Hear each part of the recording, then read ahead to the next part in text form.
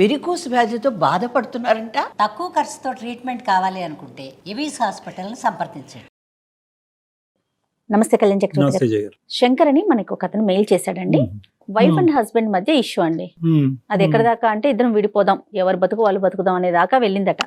So మనకి mail పెట్టాడు. నేను ఒకసారి మీతో మాట్లాడిస్తానని చెప్పాను షోలో. హలో హలో శంకర్ గారండి? అవునండి, నేను జయానండి, అందమైన జీవితం ప్రోగ్రామ్ నుంచి కాల్ చేస్తా ఉన్నాను. నమస్తే అండి. నమస్తే అండి. నమస్తే. నాతో పాటు డాక్టర్ కళ్యాణ్ చక్రవర్తి గారు కూడా ఉన్నారు. మీ మెయిల్ చెప్పాను, నేను బ్రీఫ్ గా చెప్పానండి డాక్టర్ గారికి. ఒక్కసారి మాట్లాడతారా? నమస్తే సార్. నమస్తే శంకర్ గారు. మీకు మ్యారేజ్ ఎంతకాలం అయింది? పిల్లలు ఏమైనా ఉన్నారా? చెప్పండి. మ్యారేజ్ అయ్యి 4 years అయింది సార్. ఓకే. ఒక 3 years బాబు ఉన్నాడు. 3 years బాబు. ఏం చేస్తుంటారండి మీరు? నేను సెల్ఫ్ ఎంప్లాయిడ్ అండి, నేను బిజినెస్ చేస్తాను. Okay, business. మీ వైఫ్ అండి? మా వైఫ్ హౌస్ వైఫ్ అండి. రైట్, ఓకే అండి. వైజాగ్ లాస్ట్ మార్చ్ లో ట్రిప్ కి వెళ్ళాం సార్. ఆ వైజాగ్ ట్రిప్ లో మాత్రం నాకు బాగా విరక్తి వచ్చేసింది ఆవిడ బిహేవియర్. అంటే మా వైఫ్ చాలా అందంగా ఉంటుంది, నేనే ఆవిడని ఇష్టపడి ఇంట్లో మాట్లాడి నేనే చేసుకున్నాను సార్. ఓకే. కాకపోతే ఆవిడ బిహేవియర్ అంటే ఇంట్లో ఉన్నప్పుడు కూడా కొంచెం అంటే ఫోన్ కాల్స్ కొంచెం సీక్రెట్ గా మాట్లాడటం లాంటివి నాకు అనిపించాయి. ఏది ఇవన్నీ ట్రిప్ కు ముందు చెప్తున్నారు మీరు? ఆ ట్రిప్ కు ముందు జరిగిందండి. ఓకే. అప్పుడు సర్లే ఓకే మేబీ ఇంట్లో వాళ్ళైనా ఉండొచ్చు అని నేను లైట్ తీసుకున్నాను. ట్రిప్ కి వెళ్ళినప్పుడు మాత్రం ఆవిడ బిహేవియర్ మాత్రం కంప్లీట్ చేంజ్ అయిపోయిందండి. కంప్లీట్ చేంజ్ అయిపోయిందంటే కంప్లీట్ ఇంకా ఆవిడ బయట పడిపోయింది. హైదరాబాద్ లో మేము వైజాగ్ స్టార్ట్ అయ్యాము. స్టార్ట్ అయిన తర్వాత కొంచెం ఒక 1 hour ట్రావెల్ తర్వాత ఒక అతను వచ్చి కూర్చున్నాడు. ఆల్మోస్ట్ నైట్ 10 అట్లా అయిపోయిందండి. ఓకే. నాది అప్పర్ బెర్త్, నేను పైకి వెళ్ళి పడుకుంటున్నాను, ఇంకా పడుకోలేదు, నిద్రపోలేదు. చూస్తూ ఉన్నాయండి. చూస్తూ ఉంటే అతను వచ్చాడు, మాటలు కలిపాడు, అంతా బానే ఉంది, మాట్లాడుకుంటున్నారు ఇద్దరు. నా వైఫ్ కూడా బాగానే ఎంత పాజిటివ్ గా రెస్పాండ్ అవుతుందంటే అంత పాజిటివ్ గా రెస్పాండ్ అవుతుంది.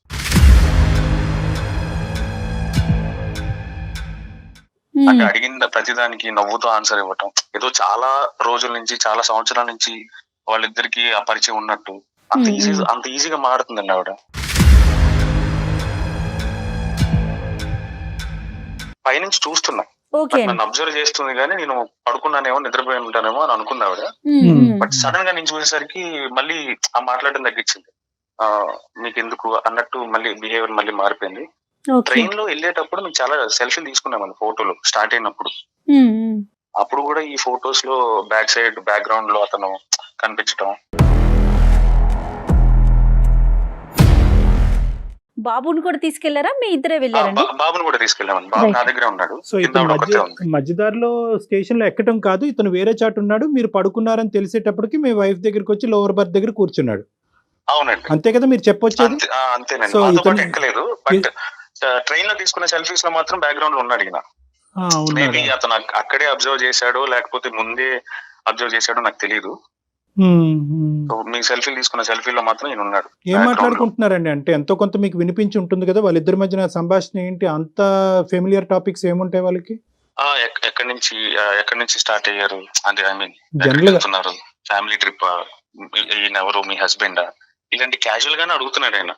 కాకపోతే ఈవిడ రెస్పాండ్ అవ్వడం మాత్రం చాలా రోజుల నుంచి పరిచయం ఉన్న మనిషితో మనం ఎలా మాట్లాడతామో అంత ఈజీగా రెస్పాండ్ అవుతుంది సార్. అతని వైపు నుంచి నార్మల్ గానే ఉన్నాయి క్వశ్చన్స్. అతని క్వశ్చన్స్ నార్మల్ గానే ఉన్నాయి. నార్మల్ గా అంటే అతని ఇంటెన్షన్ ఏంటి అనేది నేను అబ్జర్వ్ చేయలేదు, కానీ నేను నా వైఫ్ ని అబ్జర్వ్ చేసుకుంటా కదండి. సో ఈవెన్ అబ్జర్వ్ చేసేసరికి అంత పాజిటివ్ గా రెస్పాండ్ అవుతుంది.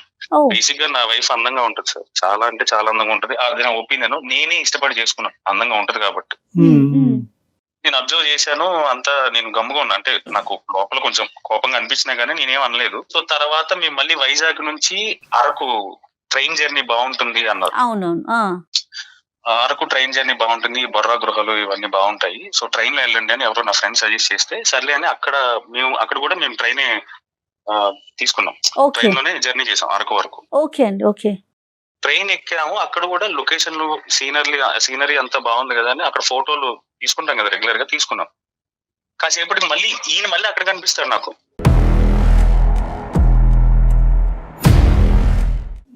మీకు ఫోటోల్లోనే కనిపిస్తున్నాడు ఈ మనిషి, డైరెక్ట్ కనిపించట్లేదా? అక్కడ డైరెక్ట్ గా కనిపించాడు ఈయన. ఫోటోల్లో ఈ హైదరాబాద్ నుంచి వైజాగ్ వచ్చిన ట్రైన్ లో తీసుకున్న ఫోటోల్లో బ్యాక్గ్రౌండ్ లో ఉన్నాడు. ఓకే, ఇక డైరెక్ట్ ఉన్నాడు ఈయన, నా కళ్ళ ముందే ఉన్నాడు. బహుశా అతను కూడా ఏమైనా ట్రిప్ కి వచ్చాడేమో. ఓకే, తర్వాత ఏమైందండి? వచ్చుండొచ్చండి, అతను ఒక్కడే వచ్చుండొచ్చు లేదా ఎవరితోనో వచ్చుండొచ్చు, నాకు తెలియదు. వచ్చాడు మళ్ళీ సేమ్ ఎక్కడికి, అరకు వరకా అంటాడు. ఈ ట్రైన్ అరకు కాక ఇంకెక్కడికి వెళ్తుంది అని ఈవిడ రెస్పాండ్ అవుతుంది అలా. అంటే పక్కన నేను ఉన్నాను కదండి, పక్కనే ఉన్నాను కదా, రాత్రి అంటే పడుకొని ఉన్నాను, సో కొంచెం పాజిటివ్ గా రెస్పాండ్ అయి ఉండొచ్చు. ఇప్పుడు నేను పక్కనే ఉన్నాను కాబట్టి ఇలా రెస్పాండ్ అవుతుంది ఈవిడ. ఈ ట్రైన్ అరకు కాక నాకు ఎక్కడికైనా వెళ్తుంది అంటే, అయ్యో అలా అని కాదు, క్యాజువల్ గా అడిగాను మిమ్మల్ని, మీరు కోపం వచ్చినట్టు మీకు, మీరు కోపంలో చాలా అందంగా ఉన్నారు అన్నాడు ఆయన.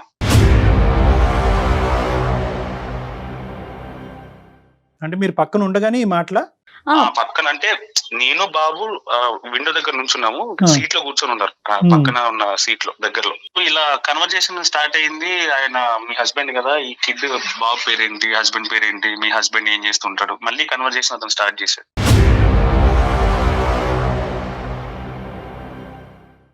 సరే మేము అరకు రీచ్ అయిపోయాము. రీచ్ అయిపోయిన తర్వాత ఒక చోట స్టే తీసుకున్నామండి, ఒక రూమ్ తీసుకొని, సరే ఇక్కడ బొంగులో చికెన్ బాగా ఫేమస్ కదా, బొంగులో చికెన్ తిందాం, ఈవిడ పేచి పెడితే సర్లే తిందాంలే అని చెప్పి తీసుకుని వెళ్ళాము. హోటల్కి వెళ్ళాము,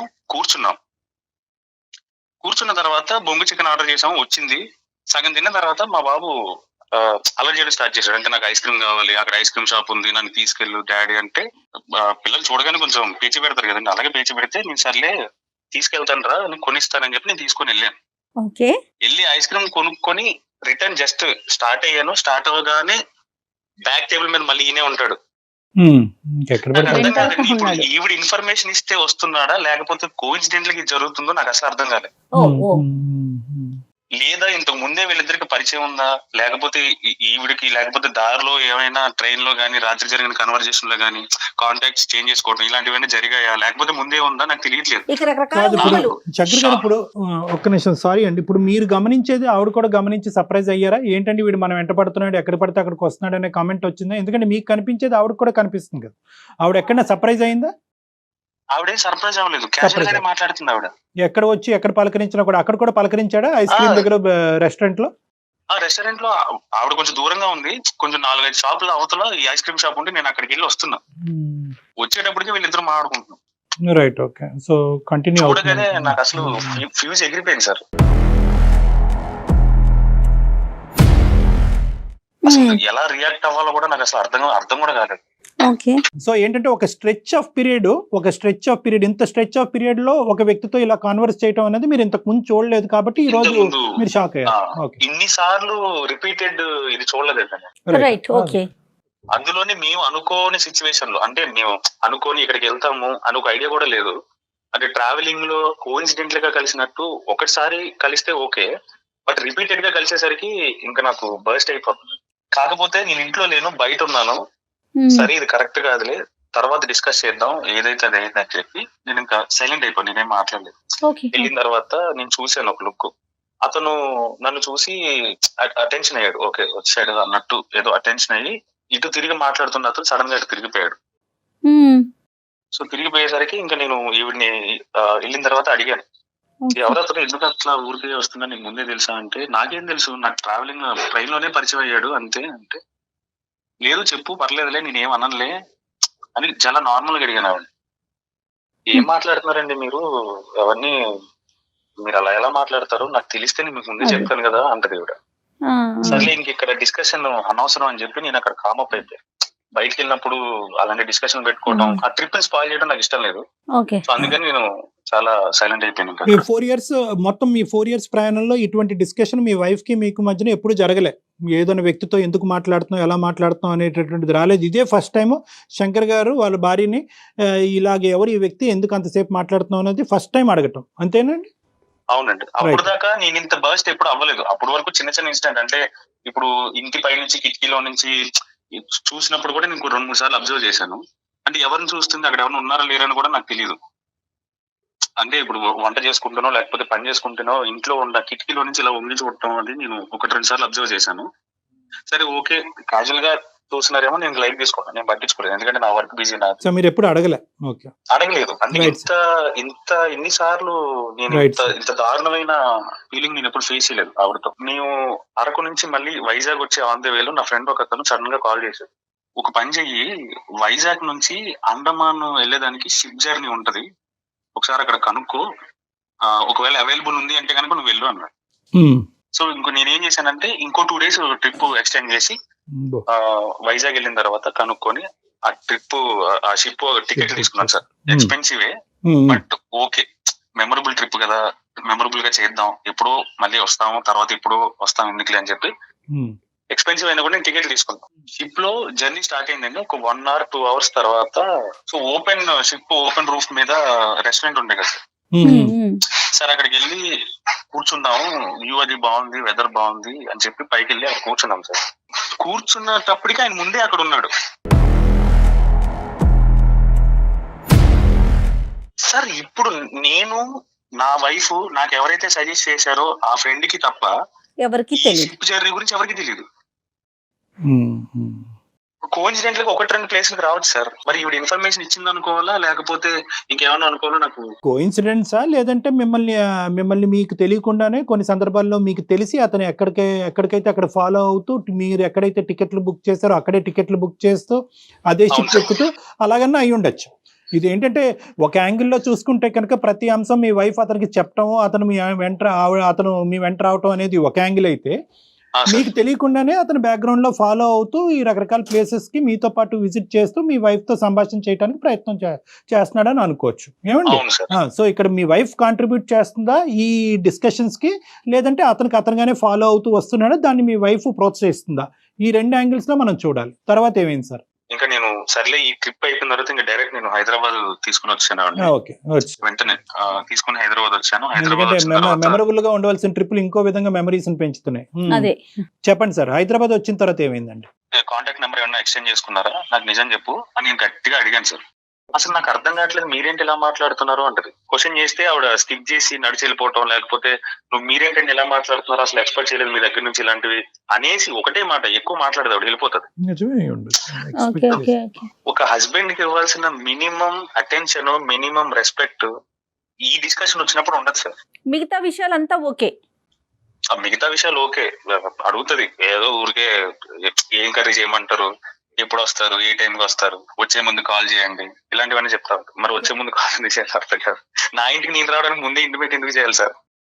అలా కాదులేండి, అంటే సేఫ్ గా బయలుదేరారా, సేఫ్ గా వచ్చారనే ఉద్దేశంతో చాలా మంది ఏదైనా ప్రిపేర్ చేసి ఉంచడానికో అట్లా ఉంటది కదా. మీరు ఇలాగ ప్రశ్నించేటప్పటికి ఈ రోజు కంగు తినచ్చు. ఎటొచ్చి ఏంటంటే ఈసారి మాత్రం ఈ ట్రిప్ లో కోఇన్సిడెన్స్లు ఎక్కువైనాయి. నెంబర్ 1. నెంబర్ 2 ఏంటంటే మీకు ఇంత ఫ్రీ టైం ఇంతకు ముందు దొరకుండదు, అంటే మీ వైఫ్ యొక్క బిహేవియర్ చూడటానికి ఇంత ఫ్రీ టైం దొరకుండదు. నెంబర్ 3 ఏంటంటే ఒకే వ్యక్తితో ఇంతసేపు మాట్లాడినటువంటి సందర్భం కనిపించకపోయి ఉండొచ్చు. కాబట్టి ఈ రోజు ఆ లోపల దాగినటువంటి ఏదైతే అనుమానాలు కానీ డౌట్స్ కానీ ఉన్నాయో ఆ ఉప్పెనలాగా ఈ రోజు బయటకు వచ్చినాయి. అది ఆవిడ ఎప్పుడు ప్రతిసారి అనుమానం పడి ప్రతిసారి ప్రశ్నించే భర్త అయితే కనుక పెద్ద ఫీల్ అయ్యి ఉండేది కాదు. ఒకేసారి ఈవిడ మీద ఇలా విరుచుకుపడేటప్పటికి ఆవిడ కంగు తిని ఎక్కువ మాట్లాడకుండా ఇదైపోయి ఉండొచ్చు. మీరు మెయిల్ ఎందుకు చేశారండి? దీని వెనకాల రీజన్ ఏంటి? ఏం ఎక్స్పెక్ట్ చేస్తున్నారు మీరు? మెయిల్ ఎందుకు చేశానంటే నేను ఒక డెసిషన్ కి వచ్చానండి. నేను ఈ నుంచి డైవర్స్ తీసుకోవాలని డెసిషన్ కి వచ్చి. అదేంటి సార్? మా ఇద్దరి కన్వర్జేషన్ అంటే ఆవిడ పర్సెప్షన్ నా పర్సెప్షన్ 2 విన్న తర్వాత నేను తీసుకున్న డెసిషన్ కరెక్టా కాదో మీరు ఒకసారి చెప్తారు, దాన్ని బట్టి నేను ఫాలో అవుదామని నేను మీకు మెయిల్ చేశాను సార్. పెద్దవాళ్ళ వరకు ఇంకా వెళ్ళలేదు కదా శంకర్ గారు? ఇంకా వెళ్ళలేదండి. ఒకసారి ఆవిడ ఉంటే ఇవ్వండి ఫోన్. నేను బయట ఉన్నాను సార్, ఒకసారి నేను ఆవిడ కాల్ చేసి కాన్ఫరెన్స్ లో తీసుకున్నాను. రైట్, విషయం చెప్పండి, ఇట్లా కళ్యాణ్ గారు ఉన్నారనేసి విషయం చెప్పి కనెక్ట్ చేయండి. Okay sir, okay. జనరల్ గా అనుమానం ఉన్నప్పుడు కళ్యాణ్ గారు ప్రతి కదలికలోనూ మనం ఎన్నో ఎత్తుక్కోవచ్చు. ఒక వ్యక్తి మీద మనకు అనుమానం, అది ఆడైనా మగైనా. అంటే ఏంటంటే ఇలాంటి సమయాల్లో ఏమవుతుందంటే మనం రామాన్న భూతలాగే అనిపిస్తుంది. కాబట్టి ఒకటి అమ్మాయి షాక్ అయ్యి ఉంటది, ఇప్పటి వరకు ప్రశ్నించిన 4 years లో ప్రశ్నించిన భర్త ఇప్పుడు ఎందుకు ప్రశ్నిస్తున్నాడు? హలో హలో, ఏం చేస్తున్నావు? బాబుకి టిఫిన్ చేస్తున్నాను, చెప్పండి. ఓకే, అదే కొంచెం ఫ్రీ అవుతావా? మాట్లాడాలి, కొంచెం ఇంపార్టెంట్. సాయంత్రం ఇంటికి వస్తారు కదా, మాట్లాడదాం. హలో మేడం, నేను ఇంటికి వచ్చి మాట్లాడేది అయితే నేను ఇంటికి వచ్చి మాట్లాడతా. ఫోన్ ఎందుకు చేసి 10 నిమిషాలు పక్కకు రాని ఎందుకంటాను నేను? నాకు తెలీదా ఎలా మాట్లాడాలి? ఇంట్లో మాట్లాడేది అయితే నేను ఇంటికి వచ్చాక మాట్లాడతా. ఏంటి ఎలా మాట్లాడుతున్నావు? సరే, ఇప్పుడు సుమన్ టీవీలో ప్రోగ్రామ్ ఉంది అందమైన జీవితం అని చెప్పి. ఆ ప్రోగ్రామ్ నుంచి కళ్యాణ్ చక్రవర్తి గారు లైన్ లో ఉన్నారు. సో నేను ఆయనకి మెయిల్ చేశాను మన గురించి. మన గురించా? మన గురించి ఏముందని మెయిల్ చేసామండి. మన గురించి ఏం లేదా? ఏముంది? ఉంది కదా, వైజాగ్ ట్రిప్ ఉందిగా, అది చాలు కదా. ట్రిప్ గురించి చెప్పడానికి కాల్ చేసావా? అక్కడ ట్రిప్ గురించి అని కాదు, మన మధ్య తర్వాత జరిగిన డిస్కషన్ లో నేను తీసుకున్న డెసిషన్ వాళ్ళకి చెప్తామని నేను వాళ్ళకి మెయిల్ చేశాను. వాళ్ళు ఇప్పుడు కాల్ చేశారు, మా లైన్ లో ఉన్నారు, ఒకసారి మాట్లాడు. నమస్తే అండి. నమస్తే, మీ పేరండి? సారీ, నేను జయాని మాట్లాడుతున్నా, అందమైన జీవితం ప్రోగ్రామ్. నా పేరు పల్లవి అండి. పల్లవి గారు నమస్తే అండి. సారీ అండి, మిమ్మల్ని ఇలా సడన్ గా లైన్ లోకి తీసుకొని ఇబ్బంది పెడుతున్నాము, వేరే రకంగా అనుకోవద్దు. జస్ట్ ఒక చిన్న ఇష్యూ, దానికి సంబంధించి డాక్టర్ కళ్యాణ్ చక్రవర్తి గారు కూడా మనతో పాటు స్టూడియోలో ఉన్నారు. అమ్మ పల్లవి. సార్ నమస్తే సార్. నమస్తే అమ్మ. నమస్తే పల్లవి. అమ్మ కొద్దిగా క్లిష్టమైనటువంటి పరిస్థితి, నేను కాదనట్లేదు. అతనికి ఏంటంటే నెంబర్ 1 అతను మీకు చెప్పకుండా ఇలా ఫోన్ కలపటము, ఇంటికి వచ్చేటటువంటి డిస్కషన్ కాదు, ఇప్పటికిప్పుడు తేలాలి అనేటటువంటి మాట అంటాం. బహుశా అతను పడేటటువంటి టెన్షన్ కూడా అలా ఉందేమో, అది మనం అర్థం చేసుకోవాలి. ఇప్పుడు ఆ వివరం మీరు చెప్తేనమ్మా అసలు ఇది ఏ విధంగా ప్రొసీడ్ అవ్వచ్చు, సో దట్ ఈ ఇష్యూ ఇక్కడ క్లోజ్ చేసి మీరు హ్యాపీగా ముందుకెళ్ళడానికి అవకాశం ఉందా లేదా అనేది మనం ఆలోచించవచ్చు. ఆ ఇష్యూ ఏంటనేది మీకు తెలుసు కదా? అవును తెలుసు సార్. ఏమైందమ్మా పల్లవి? నార్మల్ ట్రిప్ కి వెళ్ళాము కదా సార్, అందులో విషయం ఏముంటుంది? అంతే కరెక్ట్. ట్రిప్ కి వెళ్తే విషయం ఏముంటుంది? ట్రిప్ కి వచ్చిన మనిషి గురించి చెప్పు. ట్రిప్ కి ఎవరెవరు వెళ్ళారు, ఎవరు జాయిన్ అయ్యారు, అది కూడా చెప్పు. అంటే ఏమంటున్నారు? ట్రిప్ కి ఎవరెవరు స్టార్ట్ అయ్యాం, నువ్వు నేను కదా స్టార్ట్ అయ్యాం. తర్వాత వచ్చి ఎవరు జాయిన్ అయ్యారు దారిలో, అది కూడా చెప్పు. అది ఎందుకు చెప్పట్లేదు? ఎవరు జాయిన్ అయ్యారండి? జర్నీ అన్నప్పుడు ఎవరో పక్కన ఉంటారు, వాళ్ళని జాయిన్ చేస్తారు ఏంటిది? ఇక్కడి నుంచి వైజాగ్ వెళ్ళారు, అరకు కూడా అతను వచ్చాడంటే సరే, ఇక్కడ హైదరాబాద్ టు అరకు అతను కూడా అదే టికెట్ బుక్ చేసుకున్నాడు అని అనుకోవచ్చు. కానీ ఏంటంటే అక్కడి నుంచి అండమాన్కి కూడా మీతో పాటు షిప్ లో ప్రయాణం చేసి, ట్రైన్ లో ప్లస్ ఏంటంటే ఆ తర్వాత అండమాన్ వెళ్ళేటటువంటి క్రమంలో షిప్ లో కూడా వచ్చాడు, షిప్ లో కూడా మీరు మాట్లాడుకున్నారు అనేటటువంటిది ఎలా తెలిసింది అతనికి? మా జర్నీ ఐటినరీ అంతా కూడా అతనికి ఎలా తెలిసింది అనేది ఒక ప్రశ్న. రెండోది ఏంటంటే కనుక ఎప్పుడు మాట్లాడుకున్నా కూడా మీ హస్బెండ్ గారు దూరంగా ఉన్నప్పుడే మీరిద్దరూ మాట్లాడుకోవటం జరిగింది. తర్వాత అతను పై బర్త్లో పడుకున్నప్పుడు కానీ, లేదంటే హోటల్లో బాబుతో పాటు దూరంగా ఉన్నప్పుడు కానీ, షిప్లో డెక్ మీద అతను దూరంగా ఉన్నప్పుడు మీరిద్దరు సంభాషించుకోవటం ఏంటంటే, మీరు ఎక్కడ కూర్చుంటే అక్కడ మీ వెనకాలే కనిపిస్తూ ఉంటే సహజంగా ఎవరికైనా అనుమానం వస్తుంది కదా. ఆ ప్లేస్ లో మీరున్న మీకు కూడా అలానే అనిపిస్తుంది కదా. మేడం, జర్నీ అన్నప్పుడు అందరితో వెళ్తారు వస్తారు, అతను అనుమానం పడుతుంటే ఎలా? అంటే జర్నీ అన్నప్పుడు పక్కన వెళ్తూ మాట్లాడుకోమా మనము. కరెక్టే మాట్లాడుకుంటాం. అది అలా మాట్లాడము తప్పు కదా. నేను ఆలోచించుకుంటే నేను మాట్లాడడం తప్పు అనట్లేదు, నువ్వు మాట్లాడిన విధానం తప్పు అన్నా. ఎలా మాట్లాడో తెలుసా? ఏం మాట్లాడిన విధానం? ఏం చూసినావు మాట్లాడిన విధానంలా? ఇప్పటి నుంచో పరిచయం ఉన్న మనిషితో ఎలా మాట్లాడతారో అలా మాట్లాడావు. నేను అది అడుగుతున్నాను. నేను అవునా? నీకు అలా అనిపించవచ్చు, నీ ఆలోచనలు అలా ఉన్నాయి. నా ఆలోచనలు అలా ఏం లేవు, నీ పనులు అలా ఉన్నాయి. ఇంట్లో దాకా మాట్లాడే విషయానికి కథలాగా తీసుకెళ్తావా?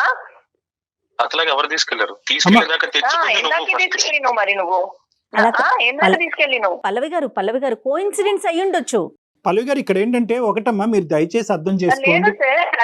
లేదు, మీరే చెప్పండి. పరిచయం ఉన్నప్పుడు ఎవరన్నా మాట్లాడుకుంటారు, చేసుకుంటారు, అతను ఆలోచించుకొని తనకు ఏదో ఆలోచనలు, చెడు ఆలోచనలు ఇలా చేస్తాడు అతను. వినండి పల్లవి గారు, ఒక్క నిమిషం వినండి, నేను చెప్పేది వినండి.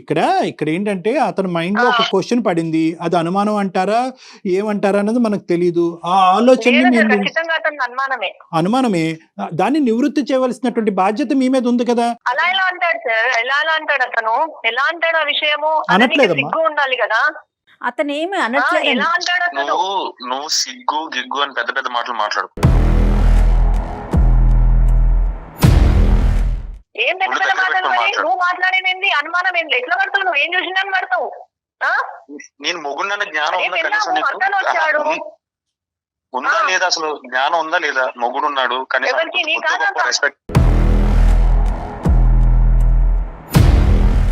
రెస్పెక్ట్ ఇవ్వాలి, కనీసం ప్లేస్ పోయింది. ఇప్పుడు నీది అర్థమవుతుందా?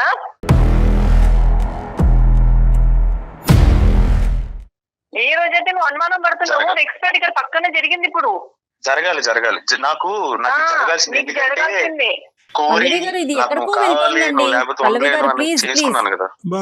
బాబు అవును, శంకర్ ఇష్టపడి చేసుకున్నందుకు బాబు నాకు చాలా బాగా జరిగింది. నేను మా అమ్మ నాన్నని కాదనుకోండి, నేను ఎంచుకున్నాను అక్కడికి కదా, అది వెళ్ళిపోయింది నేను చేసిన పెద్ద పెళ్ళికి తప్పు. వెళ్ళిపోయింది. ఇప్పుడు అర్థం అవుతుంది నాకు.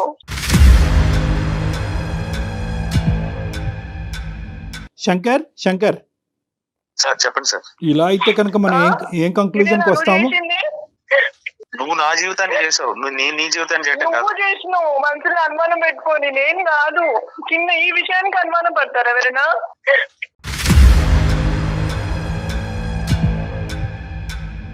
సమస్య వచ్చినప్పుడు దానికి పరిష్కారం చూసుకోవాలి కదా. ఏంటి చెప్పండి. అమ్మ ఒకటి అమ్మ పల్లవి, ఇది అనుమానమే, ఓకే అనుకో కాసేపు, కానీ ఇది ఇప్పుడు సార్ నేను అందరినీ తను అనుకుని మా పేరెంట్స్ ని అందరిని వద్దుకొని తన నమ్మి నేను అవును కరెక్టే కానీ అమ్మ 4 సంవత్సరాలు నువ్వు నమ్మి వచ్చినందుకు అతను బాగా చూసుకున్నాడు, నువ్వు బానే ఉన్నావు. ఈ సంఘటన జరిగేంత వరకు మీరిద్దరు చాలా అన్యోన్యంగా హ్యాపీగానే ఉన్నారు. చక్కగా ఒక బాబు. ఇక్కడ ఒకే ఇష్యూ నువ్వు కూడా గుర్తుపెట్టుకోవాల్సింది ఏంటంటే 100 సార్లు అనుమానం అనద్దు. ఈ 4 సంవత్సరాలు కూడా అతను నిన్ను పల్లెత్తు మాట అనలేదు, నీ వైపు వేలెత్తి చూపెట్టలేదు. మేమెవరు కూడా ఇది అనుమానం అనట్లేదు. ఇది ఒక ఆలోచన అతని మైండ్ లో వచ్చింది. ఆ ఆలోచన నివృత్తి చేయవలసినటువంటి బాధ్యత మీ మీద ఉంది. చెప్పాలి అనుకుంటే చెప్పచ్చు, వద్దు అనుకుంటే ఇక్కడతో ఆగిపోవచ్చు. ట్రిప్ లో మాట్లాడినంత మాత్రాన ఇలా నా చేసేది? అమ్మ ఎక్కడికో తీసుకెళ్ళటం కాదు, వాస్తవానికి డివోర్స్ అనే పదం కూడా అతని నోట్లోంచి వస్తే అతని నోటికి మేము బ్రేక్స్ వేసి నీకు ఫోన్ కల్పించాం. మేము మంచి చేయడానికి ఏంటంటే అక్కడ నేను ఏం చేశాను మరి చెప్పండి, తనని చెప్పమనండి. మరి ఎప్పుడు క్వశ్చన్ రానటువంటి నీ భర్త ఈ రోజు క్వశ్చన్ చేసినప్పుడు విడమర్చి చెప్పేసేయండి. ఏం సంభాషించుకున్నారు, అతను ఎందుకు వచ్చేవాడు, ఎక్కడెక్కడ ఏమేమి మాట్లాడుకున్నారో అది చెప్పేసి క్లోజ్ చేసేసేయండి, అయిపోయింది. అది అతను నాతో ముందే పరిచయం ఉంటే ఇంటి దాకా రావాల్సింది, నేనేదో అతనికి నెంబర్ ఇవ్వాల్సింది, కంటిన్యూగా మేము మాట్లాడుకోవడం జరగాల్సింది. అతను ఏముంది ఇక్కడ అసలు?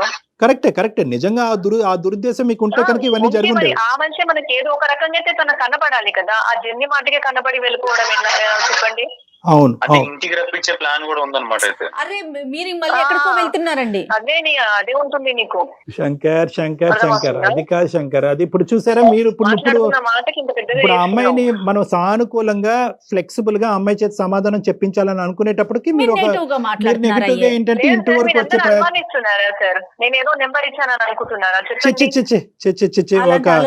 ఒక ఆడపిల్లని అలాగా తెలివి తక్కువగా ఒక ఆధారం లేకుండా మేము అలా పరువు తీసేటటువంటి స్టేజ్ కాదమ్మా ఇది. దయచేసి వినండి. ఇక్కడ ఏంటంటే అతను అలానే మాట్లాడుతున్నారు కదండి, విన్నారు కదా మీరు? కాదమ్మా, అక్కడ అమ్మ 2 అంశాలు. అలాగే మాట్లాడుతూ ఉండేవాడు 4 years బట్ అంటే అది వేరే విషయం. ఈ ఒక్క సంఘటనలోనే అలా మాట్లాడుతున్నప్పుడు మీరు ఏమనాలి, ఏంటంటే ఎప్పుడు ఆలోచించిన విధంగా ఇలా ఆలోచిస్తున్నారు, ఏబిసి అంతే అని చెప్పేసేయండి, అయిపోతుంది. నేను వెళ్ళిన దగ్గరికి అతను అనుకోకుండా వచ్చాడు సార్. అట్లా అతను ఏదో అక్కడ చికెన్ దొరుకుతుంది అన్నాడు, ఆ విషయంలో నేను అక్కడ మాట్లాడుతున్నాడు. అతను అక్కడనే నిల్చొని ఉన్నారు, పక్కనే ఉన్నారు కొంచెం డిస్టెన్స్ లో. అక్కడ మాట్లాడము. మళ్ళీ షిప్ లో వెళ్ళినాక కోయిన్సిడెంట్ గా మేమున్నాము, అతను వచ్చాడు. అరే మీరు కూడా ఇక్కడ అన్నారు, నేను కూడా అవును మీరు కూడా వచ్చారా అన్నాను. అలాంటివి కొన్ని అనుకోకుండా జరిగిన విషయాలు సార్. ఇది అయిపోయింది. క్లియర్ కట్ గా అతనికి ఒకసారి చెప్పండి, ఈ ఇష్యూని క్లోజ్ చేసుకోండి. అప్పుడు శంకర్ని అడుగుదాం నమ్ముతాడా లేదా అనేది. ఇంకా అసలు మాట్లాడదలుచుకోలేను సార్ నేను.